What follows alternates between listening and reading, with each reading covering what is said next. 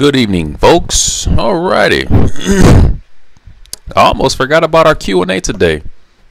It is 11:41 here in Columbus, Ohio, and I'm going to go ahead and do these respond to these questions here. If you notice, my camera is a bit clean. It's more clean now because I took this off. This was messing. This is a glass. The screen protection thing. It was like, this thing was like interfering on my camera. It was covering it. That's why it looked all grainy and stuff, but it's a little clean now. All right, without further ado, let's go ahead and do this. Let me pull up these questions here. All right, starting from the top. S. Marie, I'm currently learning Russian. I've learned the alphabet. I've learned the alphabet and now currently learning sentence structure. I've only started Russian a week ago. Everyone told me that Russian was hard, but I'm finding it quite easy. Well, your FLR Russian course helped me with sentence structure. Right now I'm using ICML and YouTube to learn. Also, do you know what jobs there are for someone who speaks multiple languages? S. Marie, thanks for your question. I believe I saw you on my channel before. Okay, great. I'm glad to hear that Russian is going well for you. It's not that difficult. As we know, Russian is a quite difficult language. Basically, you asked me about the FLR course. It would definitely help you with the sentence structure. That's what the course is all about. That's the backbone of the FLR course, is to get you to build stuff, to build the sentences, how to construct sentences, how to basically it helps you to have conversations with people. That's what it's all about. As far as the jobs, there's all kinds of jobs out there for people speaking multiple languages, namely the interpreter, translating jobs. You can do those. You can do something like that in working in hospitals, working in a court, legal work. They're always looking for translators and interpreters. I know when I go down to the courthouse, there's a sign and it has like 16, and it's in like 16 languages basically, and they talk about interpreting and stuff. So yeah, interpreting and translate, that's probably the most common job to do. You can be a teacher, of course, but that's a little different. The translating and interpreting, I think that's the best thing that you can do being in that field. All right, thanks a lot for your question. If you have any other questions, post them below and I will answer them in next week's video.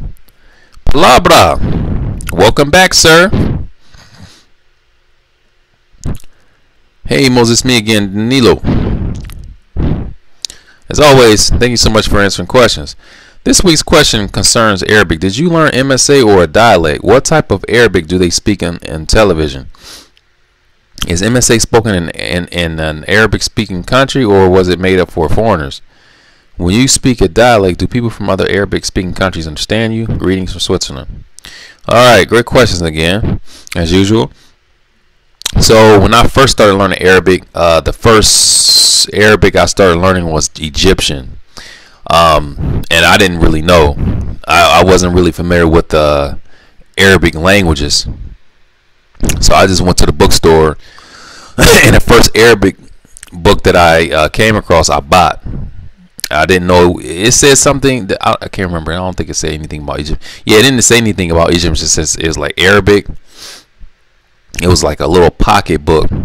I think it was Barron's, and it came with like a cassette and a little phrase book. It was pretty good. It was a nice little course, and I just basically went through that, learned phrases, and went to like the corner stores, Arab corner stores, and just practiced with them.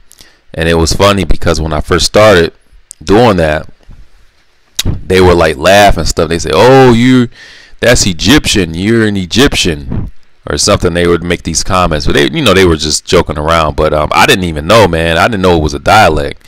And then like later on, I learned that MSA was the standard Arabic. It's the more formal Arabic that you can you'll hear that Arabic on TV in formal situations. MSA, the modern standard Arabic. So yeah, that's where I started. So you probably, let me see, what's your other question? MSA wasn't made up for foreigners. That's just what it's like, a standard language, just like they have standard languages in other countries. Like Chinese, like Mandarin is considered to be the standard language. They have all these different dialects. There's always a standard language of the country. People, as far as other people understanding you when you speak a dialect, yeah. As far as other people understanding you, if you speak a different dialect, I believe that if you know Egyptian, people from Syria will be able to understand you. People from what other country? I don't want to get it wrong. Let me see. What was it? Syria? I think Palestine. I can't remember. I may be wrong. I'm trying. I don't want to get it wrong, but yeah, it depends on the country over there you go to. They can understand you. I think a lot of the other countries outside of Egypt can understand the Egyptian dialect. All right, thanks a lot for your question. Oh, you have another one. Question 2. Pimsleur courses. Do they only have audio, or can one listen and read at the same time? There's both a book and audio, right? For some courses, it's mainly an audio program, but for some courses they do have like a small pamphlet. I remember I had one for tree, old course for tree. They had like a small pamphlet, but it's not like a regular course book though. But it's, you know, mainly an audio course. Okay, what else do we have here? Next question by Oleg Abatini.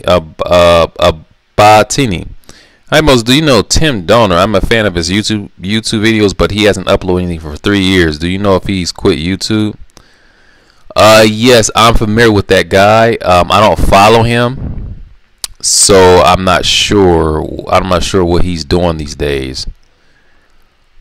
Let me see. Long E. Okay. 1 second here.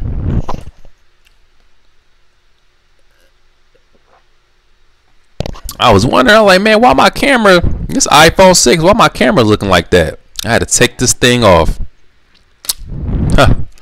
Alright. I'm thinking of getting the FLR Korean. It says 2 months. Of course, it depends on the person, but I'm really dedicated, and I'm on a time constraint, and I would love to learn Korean as quick as possible. Do these methods only work as fast as you do, or is it like every week you're supposed to reach this goal, and on for 2 months, and you should be at a certain level? Please help. I'm about to purchase. I want to be the little you. Keep learning, man. You're an inspiration. All right. Yeah, the way the course is set up, if you want to learn stuff like rapidly, that's the right course to choose.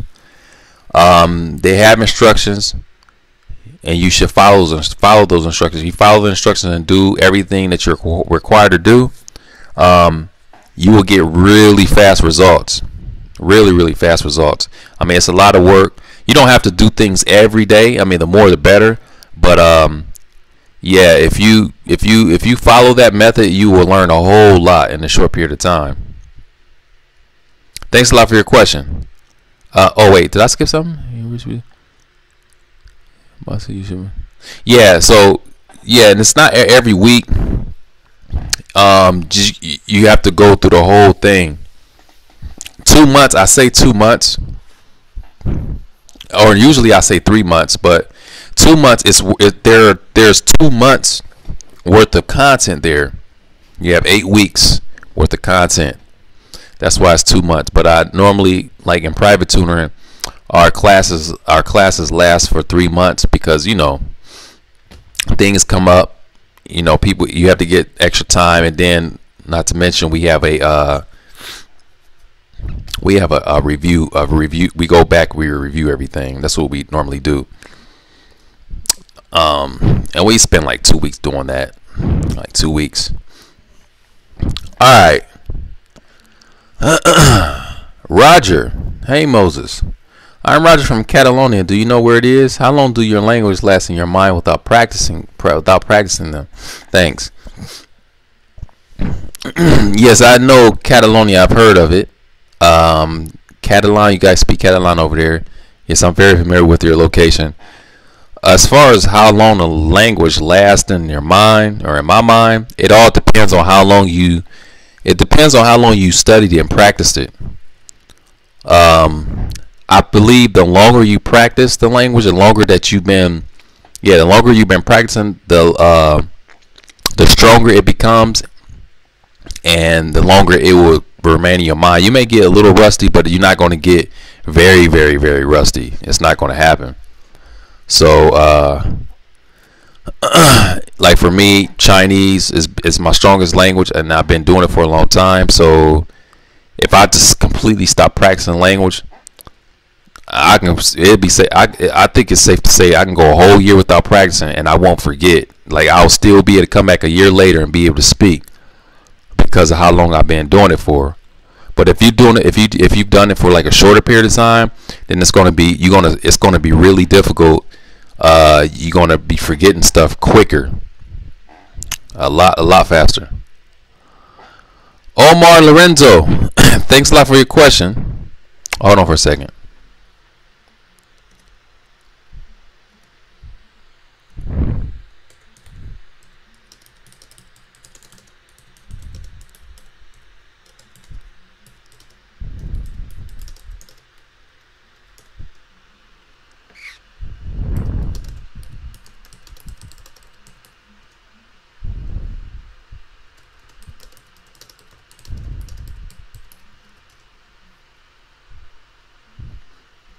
Okay, Omar.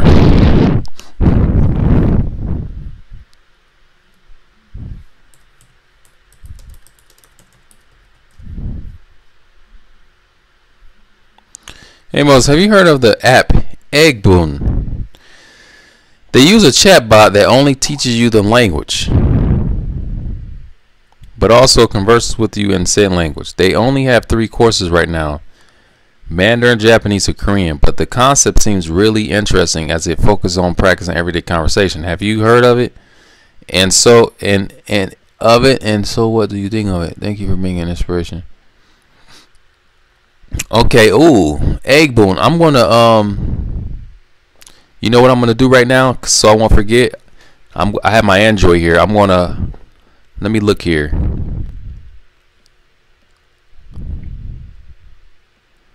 Eggboom. I'm gonna see if I can find it here. I want to download. I want to check that out.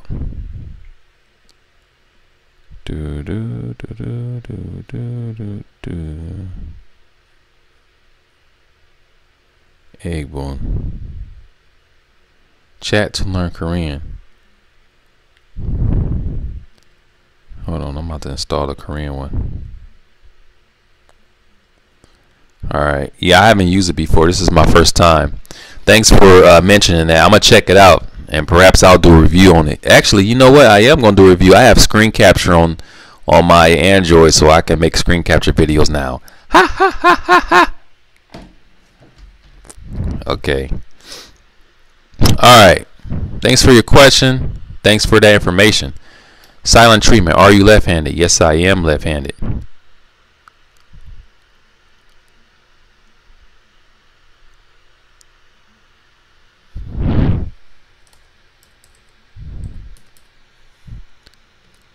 Are you left-handed? Yes, I'm left-handed.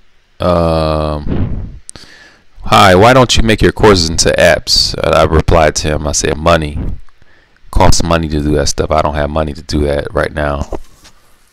Okay, I see. Are you going to do a video where you are speaking all the 50 languages you know? That would be cool. Yep. I'm gonna make my official multilingual will be coming. I'm just not in a rush of doing it right now. But yeah, I'm going to make one of those videos, and this, when I make that, it's going to be very interesting. It's going to be very different. Very, very different. Alright, Jack Capone, 2 questions. Do you have any hobbies or passions outside of linguistics, sports, food, exploring, etc.? What did you originally go to college for? I can't recall if you went to Ohio or Ohio State, but was linguistics something you came for? Like people, was linguistics something you came for? Like people that know they want to be a doctor or an engineer, or did your passion grow there after a compulsory language credit course? Great questions. All right, so these questions are posed by Jack Capone. All right, let me see where we at. We in there.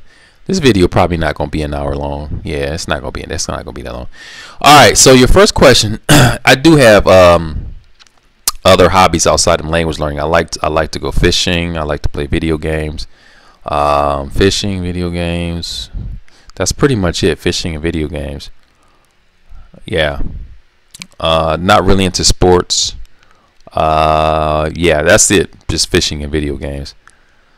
What did I go to college for originally? So basically, when I first started going to college, well, before I moved to Columbus, I started going to Akron University. I didn't really do well there. I wasn't even going to class. I wasn't going to the classes because I was doing that like language stuff. And I was just taking like GEC courses. Basically, you know, everybody has to take these GEC courses. So I started doing that there at Akron U. I didn't really do well because I wasn't going to the class. I was out leveling up. And then when I started taking it more serious when I moved to Columbus. When I got to Columbus, I started going to a community college, and again, I was doing GEC courses. I didn't really have a major in mind. I didn't know what I want to do. I just say, you know what, let me take these GEC courses and we'll see where I go from there. So when I was going there, someone had told me, they said, oh, you know, they said you should look into taking some tests, Chinese test over at Ohio State, since you know this language. And see, I didn't think about that before. I didn't really think about that before, and I thought it was a good idea, so I had contacted Ohio State. Hold on for a second.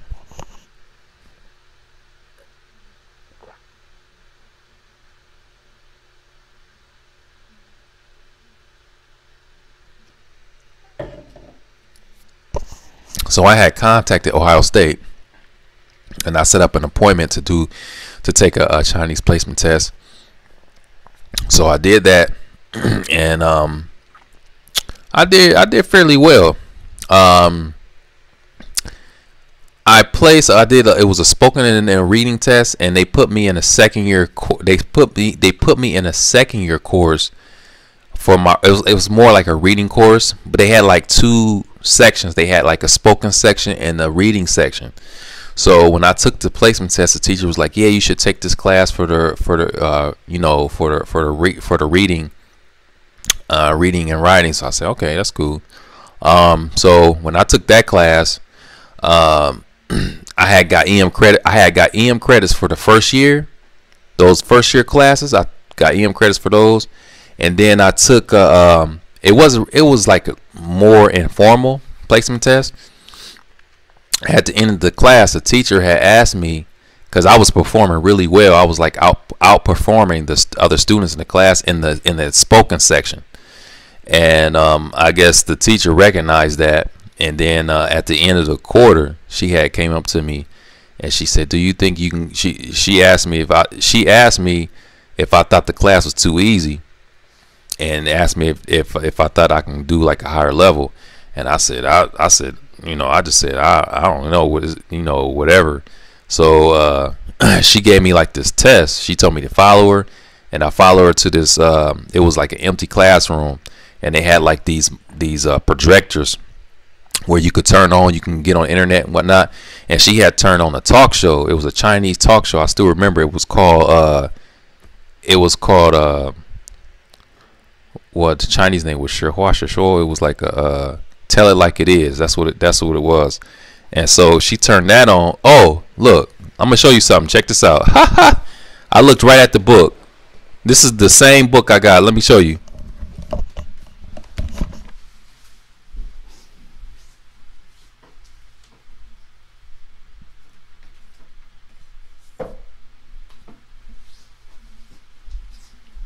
Check this out.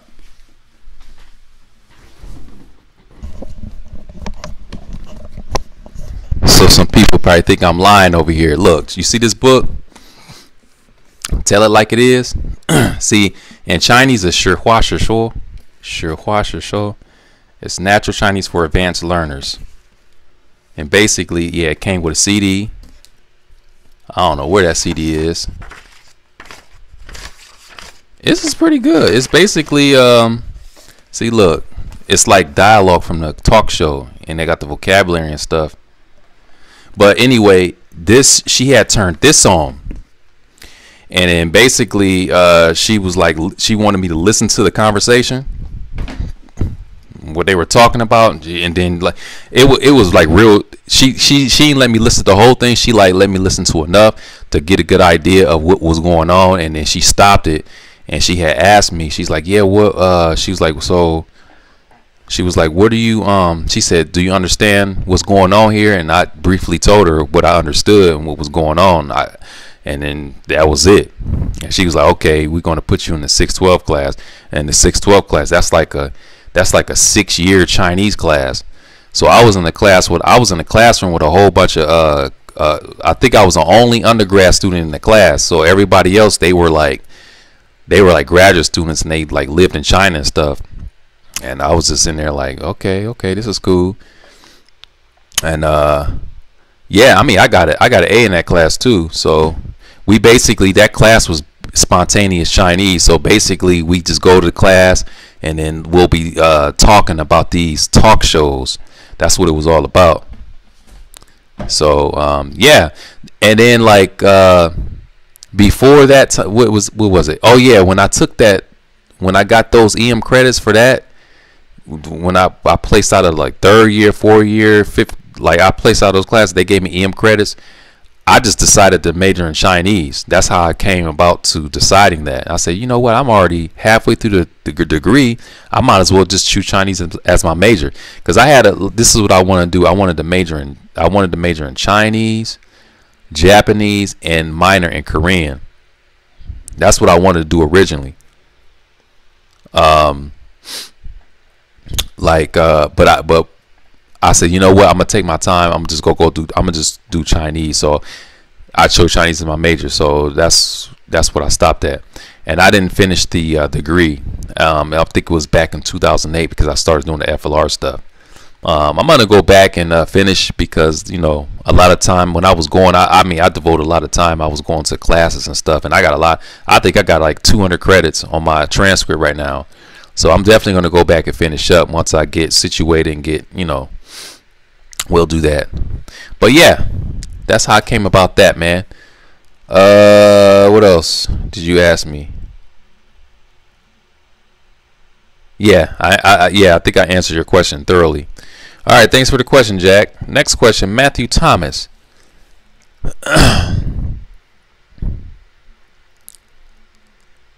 All right, he said, you're my inspiration, brother. I'm currently learning hiragana, katakana, plus 10 kanji a day for Japanese, and listening to one Pimsleur, and plus speaking with native speakers here in London. Also, I read manga for practicing my hiragana. Question: when should I get the beginner? Okay, when should I get the beginner advanced Japanese grammar dictionary that you mentioned in the video? Also, I read manga for practicing my hiragana. Brazilian Portuguese. What advice would you give a beginner for learning this as my second foreign language? Much respect and love to you, my brother. Thank you. Okay, so really, I mean, you can get the you can go ahead and get the that dictionary for beginners now. You can get it now at your level, and then just kind of wait until you learn more. Wait until you get better at the language, and then get the advanced one. But you can get the beginner ones, not the beginners one now. As far as Brazilian Portuguese, however you learning the method that you're using to learn Japanese, you can just perhaps try it with Portuguese. Do the same thing that you did with Japanese, just because I mean you already, I mean, I can see if you're a beginner, complete beginner, but you learning Japanese and then you're going to do Brazilian Portuguese, so just pretty much repeat what you did with the first language. The only difference is you're not learning a script, hiragana, katakana. That's what I would do. All right, Matthew, I wish you the best, man. Thanks for your support. Welcome to my channel. Next question, Mark Dancer. I was wondering something. In your personal opinion, what do you think the limit is for the human brain for being fluent in languages? How many would you say is probably the max a human could retain and still be fully fluent? Not just being able to ask for coffee, but fully functional speech.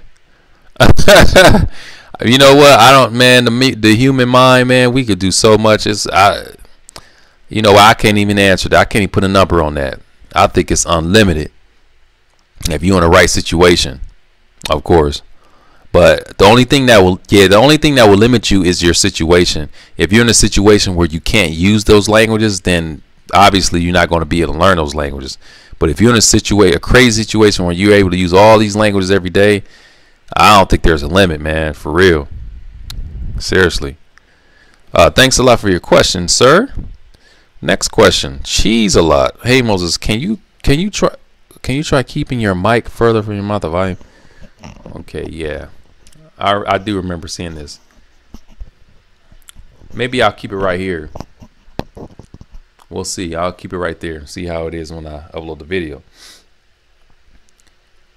Carmelo Randolph, I like your level of videos, but do you ever think it's wrong to record all these people without their permission, like the ethical aspect? It depends. First of all, here in Ohio, and this question is by Carmelo. First of all, here in Ohio, it's not illegal. It's a one-party consent. As far as recording without telling people, like, I do that because I know most people like the reactions. Okay. That's why I don't really say anything. Now, if they notice the camera, if they ask me if it's a camera, then, you know, because I mean, when you see the camera, it looks like a camera, so I can't really deny that it's not a camera. And I'll just tell them what I'm doing. I'll let them catch me with the camera first, and then I'll tell them. But if they don't see it, I'm not going to say anything. Now, if it's a situation, embarrassing situation, maybe if they're talking about something personal or doing something embarrassing, I wouldn't put it up on YouTube. I wouldn't do that. I really wouldn't do that. But yeah, I know most people watching the level of videos, they love the reactions, and to maintain those reactions, I can't really tell them that I'm recording, because if I do, then they're going to be standoffish. They're going to be very quiet, and it's not going to be a genuine reaction. They're going to be kind of nervous, you know. Just the other day, I was out recording, leveling up. I was with my brother, and he had a camera, and he was holding it like this. And, you know, I was talking to some Chinese people, and the girl, she looked like she was a bit nervous. And then the guy ended up, he ended up asking, hey, he's like, are you guys recording? He's like, are you filming? You know, so I don't like that. I really don't. However, what I will do is if I'm at a festival, I will have the camera exposed, and normally what I do is wear my bag on right here. It has a shoulder pocket, and I'll put the camera inside there. You can see it, and I'll just walk around just recording like that. Now, see, in that situation, it's okay, because if you notice, it's a festival. They have all these plays and all this music and stuff. You can actually see people walking around with their big cameras like this, camcorders. You can see them. They walking around with them on their shoulder. So when people see the camera, they're not going to be as standoffish. they'll say, okay, he's recording for the camera. So they, you know, the camera, although the camera's here, they won't really realize, they won't think that I'm recording right there. They probably say, okay, he just got it right there. You know, I don't see any lights. And see, with the GoPro, you could turn off the lights. So I just have it there on the festival, and you know, I level up and see, and people are surprised. People are very surprised still, because like I said, it's a festival and everybody's recording. Almost everybody's recording. So that's the only situation where I have like my camera exposed. But yeah, I see what you're saying, man. I see what I definitely see what you're saying. And also, like, we record it every day anyway. Like when we go out to places, we go in restaurants and in public, we're constantly surveillance. So like I said, the ethical part, if it's embarrassing, personal, I wouldn't do it. I wouldn't upload the footage or whatever. All right, thanks a lot for your question. Next question by Alex. Hi, my name is Alex. I have been following you for about 2 months, and I am surprised by your motivation to learn for yourself languages. My question is, do you think there are a limit about learning languages? Oh, this is a similar question. I don't think there's a limit. I think you can learn as many languages as you can, but it's going to all come down to your situation. If you can't use the language that you want to learn, it's going to be hard to maintain them. It's going to be very, very difficult. That's the only limit. But if you're in a situation where you got all these different people, I don't think there's a limit. I really don't. I really don't. Thanks a lot for your question. Boris, hey Moses, are you planning to visit Russia or any country where Slavic language is spoken? Oh, yes, indeed. I want to go to a lot of Slavic speaking countries. I don't know when that's going to happen, but most absolutely. Absolutely. Let's see.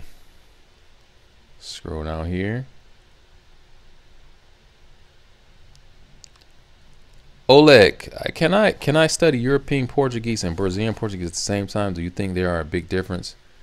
There are big differences between the two accents. I'm not sure if learning both together will be problematic. Thanks. Okay. Well, the accents are different. I know that, and it's safe to say that they are very similar. See, when it comes to learning languages that are very similar, you got to be real careful. I wouldn't even recommend doing that, considering that they're very similar, especially grammatically.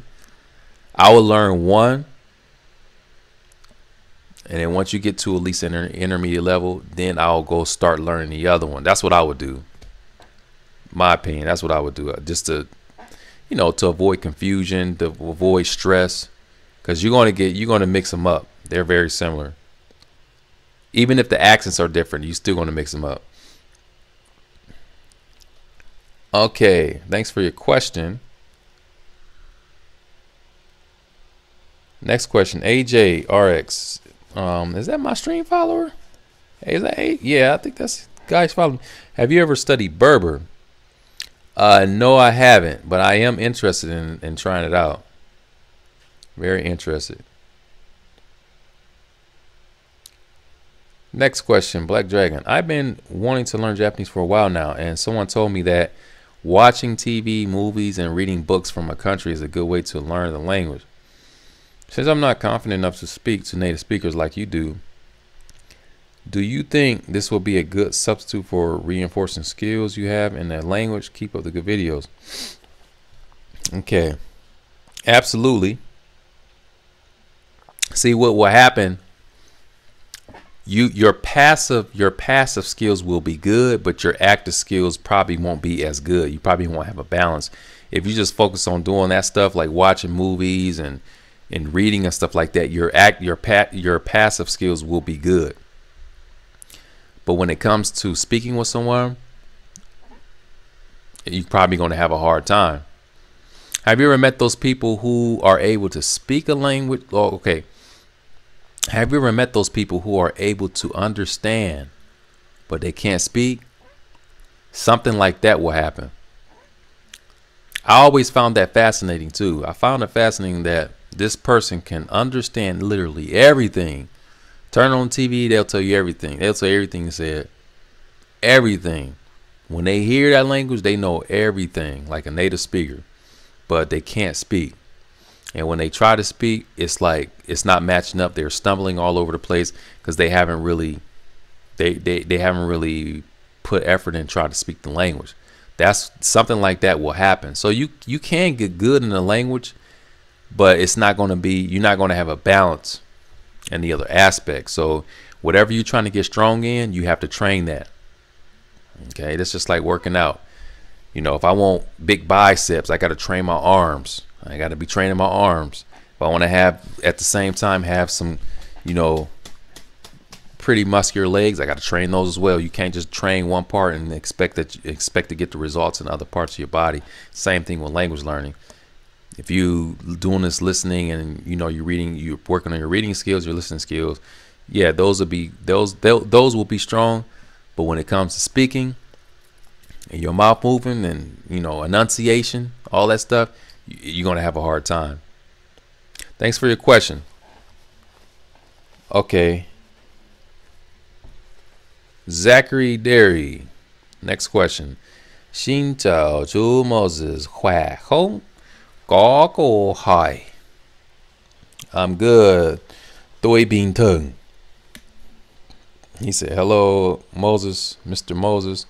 How are you? And he said, can I ask you? Có câu hỏi. Have you ever used the Foreign Service Institute audio courses?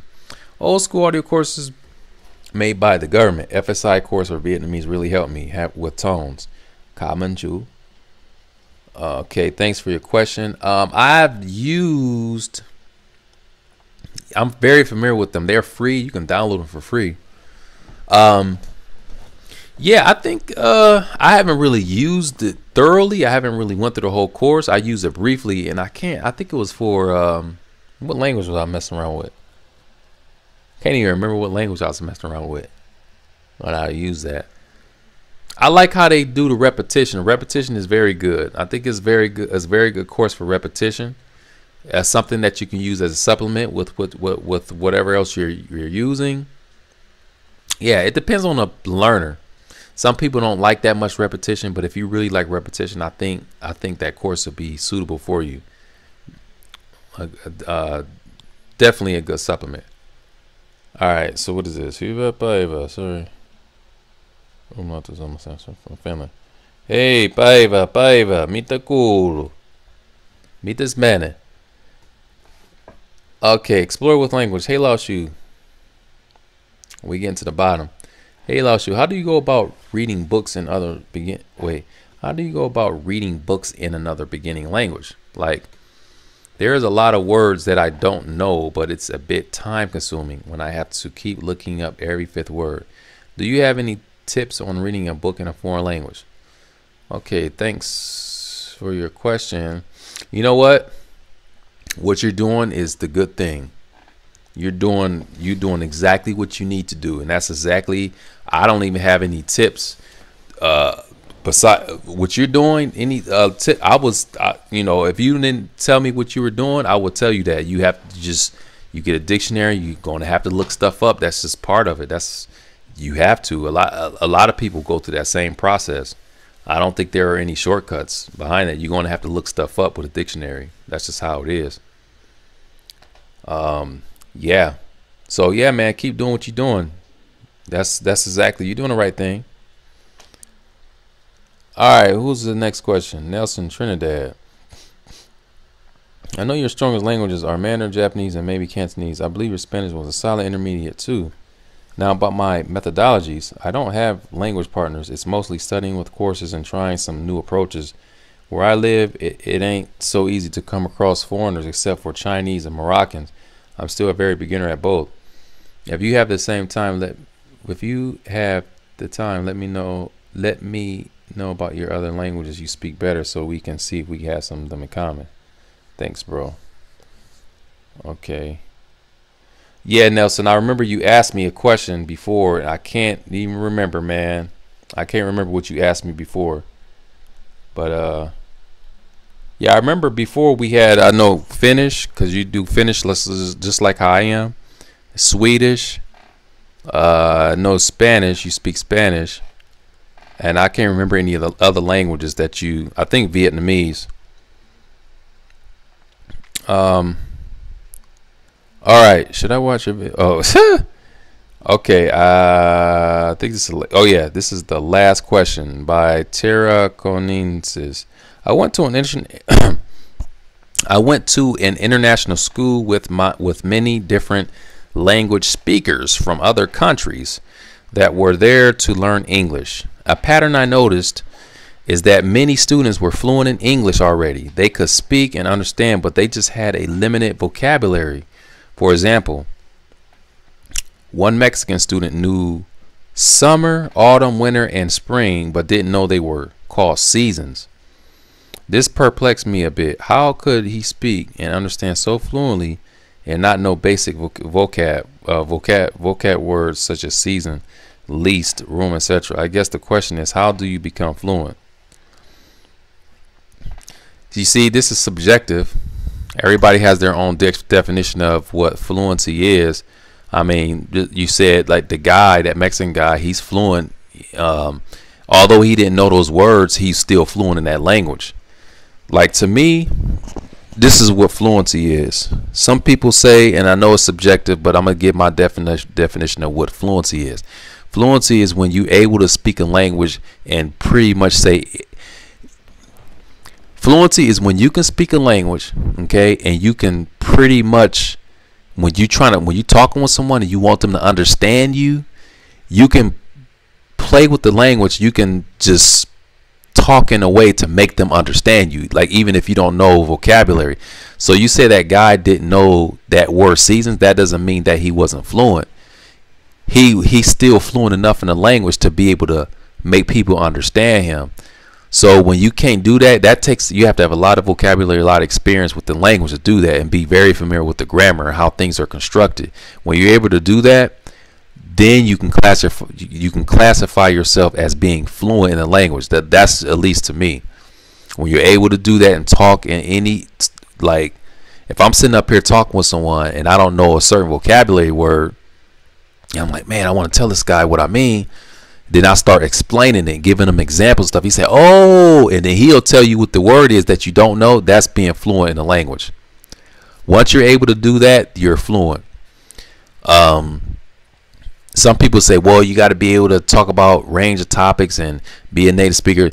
Like, I'm a native speaker of English, but if someone starts talking about certain things dealing with science, I'm gonna be lost because I'm not familiar with that topic. But that doesn't mean I'm not fluent in the language. You see, that's why I said this is subjective, because people have their own definition. Some people say you need to be able to talk about everything. You even need to talk about things that you're not familiar with. That's not what it means to be fluent. Okay, that's not what that means. That just means that you're well versed in that area, whatever it is. But fluency is totally different. To me, that's what fluency is. So yes, sir, that is all the questions there. And yeah, we weren't that long today, 43 minutes. So yeah, those are all the questions. So if you have any questions, keep this in mind. Any questions, please post your questions in this video and I will answer them in next week's video. You have to do that because, like, for me, it's easy. I have a lot of stuff going on, so it's easier. Depending on what question it is, I may be able to answer real quick. But if it's something long, like what should I do in this area, I'm not going to type all that stuff out. So it's better for you to just ask me the question in the video, and I'll answer that question in the next week's video. So yeah, if you guys have any questions, just post them here. Just post them here, and I will answer them in next week's video. Okay. All right, guys, you take it easy, and I'll see you in next week's video. Peace.